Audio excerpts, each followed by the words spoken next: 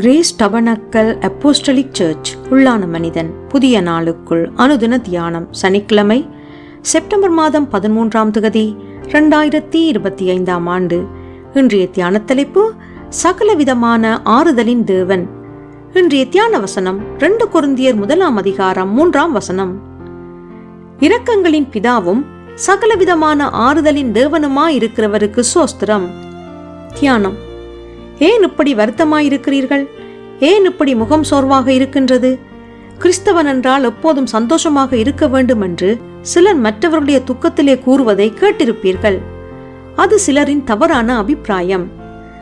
சில வேளைகளிலே ஒருவன் ஒரு காரியத்தை குறித்து கவலையடைந்தால் அவன் பாவம் செய்கிறான் என்ற பிரகாரமாக பேசிக்கொள்வார்கள். கவலை, துக்கம், சோகம் போன்றவற்றிற்கு விசுவாசிகள் விதிவிலக்கானவர்கள் அல்ல. ஆனால் கிறிஸ்தவர்களாகிய நாம் அவைகளிலே நிலை நிற்காமல் அவைகளை மையமாக வைத்து வாழ்வின் தீர்மானங்களை எடுத்துக்கொள்ள கூடாது. நம்முடைய பிதாவாகிய தேவனாலும் கர்த்தராகிய இயேசு கிறிஸ்துவினாலும் உங்களுக்கு கிருபையும் சமாதானமும் உண்டாவதாக. நமது கர்த்தராகிய இயேசு கிறிஸ்துவின் பிதாவாகிய தேவனும் இரக்கங்களின் பிதாவும் சகலவிதமான ஆறுதலின் தேவனுமாயிருக்கிறவருக்கு சோஸ்திரம்.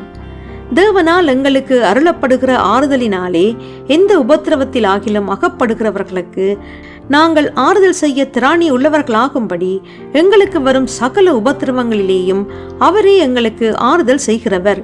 எப்படியெனில் கிறிஸ்துவினுடைய பாடுகள் எங்களிடத்தில் பெருகுகிறது போல கிறிஸ்துவினாலே எங்களுக்கு ஆறுதலும் பெருகுகிறது. ஆதலால் நாங்கள் உபத்திரவப்பட்டாலும் அது உங்கள் ஆறுதலுக்கும் இரட்சிப்புக்கும் ஏதுவாகும். நாங்கள் ஆறுதல் அடைந்தாலும் அதுவும் உங்களுக்கு ஆறுதலுக்கும் இரட்சிப்புக்கும் ஏதுவாகும். நாங்கள் பாடுபடுகிறது போல நீங்களும் பாடுபட்டு சகிக்கிறதுனாலே அந்த இரட்சிப்பு பலன் செய்கிறது. நீங்கள் எங்களோடு கூட பாடுபடுகிறது போல எங்களோடு கூட ஆறுதலும் அடைகிறீர்கள் என்று நாங்கள் அறிந்து உங்களை குறித்து உறுதியான நம்பிக்கை உள்ளவர்களாய் இருக்கிறோம் என்று 2 கொரிந்தியர் 1ஆம் அதிகாரத்திலே வாசிக்கின்றோம். நம்முடைய வாழ்க்கையிலும் எங்கள் பிதாவாகிய தேவன் நமக்கு சகலவித ஆறுதலின் தேவனாயிருக்கிறார். நாம் கவலை அடைந்திருக்கும் போது நம் நிலைமையை நன்றாக அறிந்து தூக்கி சுமக்கின்ற தேவனாயிருக்கின்றார்.